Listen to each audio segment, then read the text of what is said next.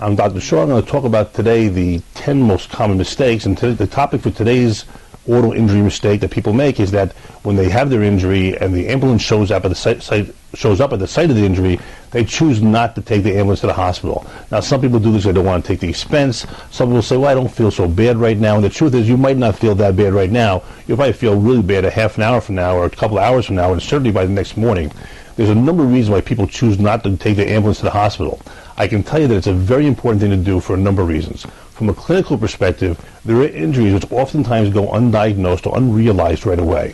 You can have a slow leak brain injury, which is like an aneurysm type of injury, where your brain has a slow blood vessel leaking in there, and 3 days later you die.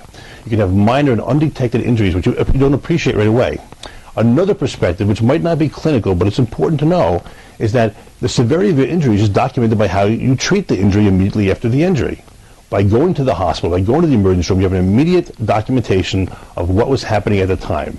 It's something your lawyer could use to help document the severity of the injury and why it required going to the hospital. And also, it'll give a baseline of information. It might be radiographic information or just clinical information from the emergency room physician that your treating chiropractor could use immediately to make an assessment of what your status might be for the future. Both of these aspects are very important. Not going to the hospital by ambulance, if it's available to you and if it's necessary, is a big mistake. Give us a call. We'll be happy to help you with your injuries.